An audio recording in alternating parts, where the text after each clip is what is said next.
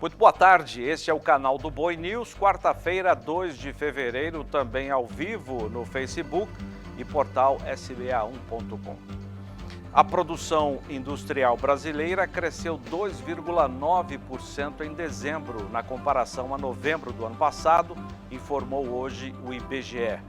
O órgão lembra que em novembro a variação do setor foi nula, quando interrompeu 5 meses seguidos de queda na produção. Na comparação com o desempenho de dezembro de 2020, a indústria recuou 5%. Em todo o ano passado, o setor industrial expandiu quase 4%, cresceu quase 4%, interrompendo 2 anos consecutivos de queda. Entre novembro e dezembro, as 4 grandes categorias econômicas e 20 dos 26 ramos pesquisados mostraram crescimento na produção.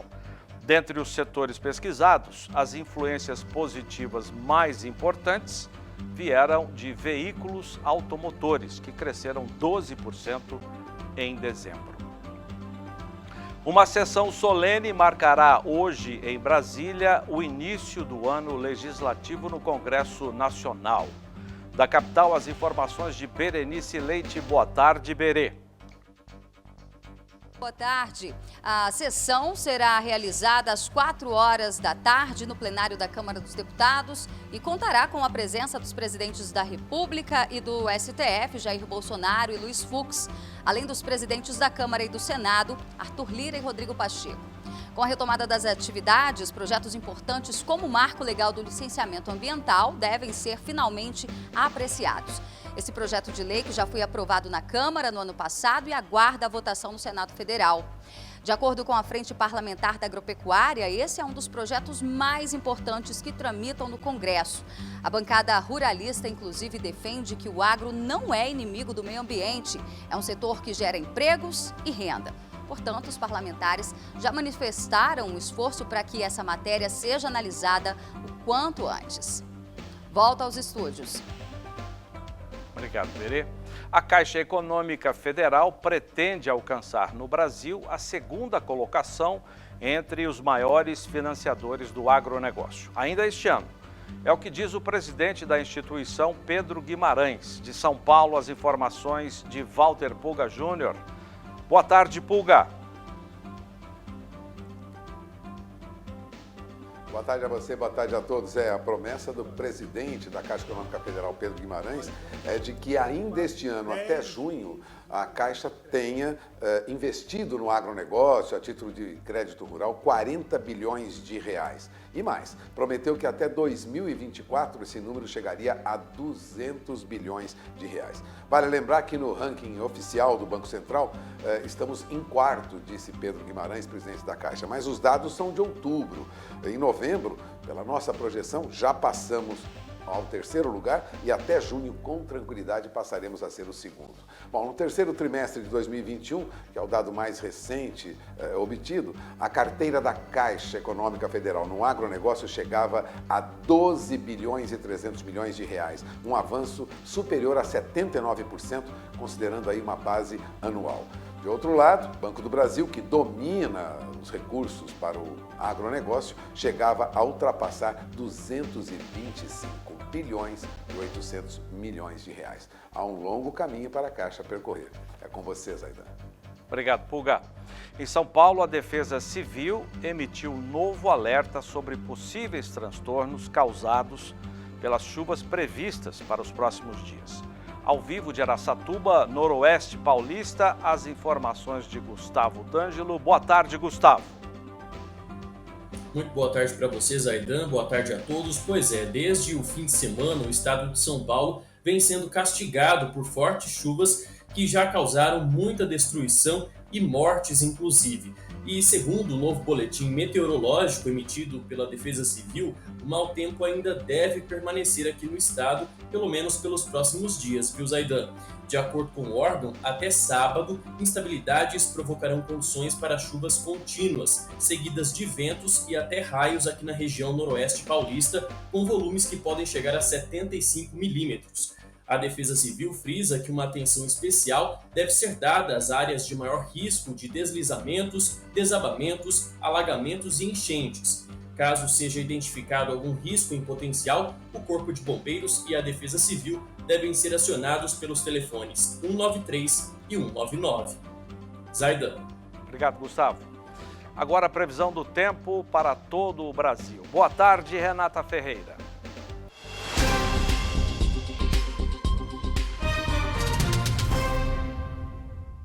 Boa tarde, Zaidan. Boa tarde a você também que nos acompanha. A quarta-feira chegou e o tempo segue firme hoje em grande parte do sul do país. A chuva não ocorre em todo o estado gaúcho, também no interior de Santa Catarina e em partes aí do estado do Paraná. Isso acontece, Zaidan, por conta de uma alta pressão em níveis mais altos da atmosfera, que dificulta a formação de nuvens carregadas sobre partes aí da região. Em algumas áreas o predomínio é de sol, mas com condições para pancadas de chuva isoladas. Agora, no sudeste, a frente fria continua avançando, viu? Principalmente na costa aí da região. Isso faz aumentar as instabilidades sobre os estados do Espírito Santo, também Rio de Janeiro, onde chove em vários momentos do dia. Nas demais áreas, as pancadas de chuva acontecem. No centro-oeste, previsão de sol e pancadas de chuva que acontecem com moderada a forte intensidade aí na região. Hoje chove ao longo do dia no extremo noroeste de Mato Grosso. E temos também instabilidade sobre a região norte. Muitas nuvens se formam entre o sul do Amazonas, também norte aí de Rondônia, com chuva a qualquer hora do dia. Chove em vários momentos também no litoral do Amapá. No Nordeste, chuva ao longo do dia, entre o litoral do Maranhão, também em Ceará. No litoral entre o Rio Grande do Norte e a Paraíba, chove em vários momentos também. O tempo só segue firme mesmo entre o Nordeste da Bahia e o interior da Paraíba. Zaidan? É com você. Obrigado, Renata. Agora, direto da nossa redação, os destaques do portal do Sistema Brasileiro do Agronegócio. Boa tarde, Douglas Silvério. Olá, Zaidan, boa tarde para você e para todo mundo que está aí acompanhando a nossa programação. Olha só, o estado do Mato Grosso atingiu a marca aí de 99,83% do rebanho vacinado contra a febre aftosa na segunda etapa da campanha. Foram imunizados aí mais de 15 milhões e 250 cabeças entre bovinos e bubalinos. Os produtores precisaram vacinar aí animais com até 2 anos de idade, exceto na região aí do Baixo Pantanal Mato-Grossense, onde foram imunizadas todas as idades. Vale destacar, Zaidan, que na região do Baixo Noroeste do Mato Grosso, que inclui os municípios de Rondolândia, em sua totalidade, partes do município de Comodoro, Juína, Aripuanã e Couniza. A vacinação está proibida desde 2020, onde a região foi reconhecida aí como livre de aftosa sem vacinação. A notícia completa está disponível lá no nosso portal sba1.com. Zaidan, volto com você. Valeu, obrigado, Douglas. Mais de 230 itens produzidos em todas as regiões brasileiras já receberam o selo Arte do Ministério da Agricultura. O selo é uma certificação concedida para a venda de produtos feitos de forma artesanal. Até agora, foi emitido para 4 categorias: lácteos, carnes e derivados, pescados e produtos da apicultura. Com ele, o produtor garante a qualidade artesanal do produto, que deve ter características tradicionais, regionais e culturais. Um dos destaques das certificações são os queijos de leite de cabra do Maranhão, estado que tem muita tradição na caprinocultura. Além do Maranhão, o selo Arte já foi emitido para Santa Catarina, Espírito Santo, Goiás, Minas Gerais, Mato Grosso do Sul, Pará, Paraná, Pernambuco, Rio Grande do Sul, São Paulo e Tocantins. Um levantamento mostra que Goiás já plantou mais de 86% da safra de algodão. Os municípios produtores apresentam bons resultados. De Goiânia, Ana Paula Bellini. O levantamento foi realizado pelo Fundo de Incentivo à Cultura do Algodão em Goiás, que acompanha o plantio nas fazendas em todo o estado. Ao todo, foram 86,11% do total da área a ser plantada no estado.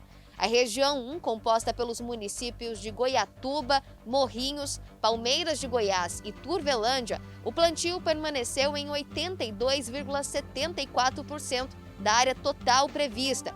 O número representa 8% da área total a ser plantada em Goiás. A região 2, composta pelos municípios da região sudoeste do estado, o plantio alcançou 98% e a região 3 já completou 100% do plantio de sua área. A região 4, composta pelo município de Britânia, ainda não começou a semeadura do algodão, devido ao calendário da Agrodefesa, que prevê para fevereiro o plantio nessa região. Segundo o levantamento da Conab, a estimativa é que seja cultivado cerca de 30 mil hectares, um aumento de quase 10% em relação à temporada anterior. De Goiânia, Ana Paula Bellini. Em janeiro, o preço do boi gordo no interior de São Paulo evoluiu pelo terceiro mês consecutivo. Ao vivo, as informações de José Cunha. Boa tarde, Zé. Boa tarde, Zaidan, e a todos que acompanham ao canal do Boi News. Após um período de queda, quando chegou a ser comercializada em outubro do ano passado a R$ 275, os preços da arroba evoluíram e em 3 meses depois atingiram R$ 340,23, uma evolução de 23%. O valor recebido em janeiro significa também índices positivos de 5,4% em relação a dezembro último e 18,3% sobre janeiro do ano passado. No decorrer do mês, os pecuaristas ofertaram pouco gado e, com isso, os negócios se mantiveram em boas condições, mesmo no período de maior enfraquecimento do mercado, devido à perda no poder aquisitivo dos consumidores. Diante do cenário de pouca oferta na primeira quinzena do mês, os frigoríficos não encontraram ambiente para pressionar para baixo os preços da arroba. A partir da segunda quinzena, houve baixas pontuais, mas as cotações do gado gordo fecharam na estabilidade.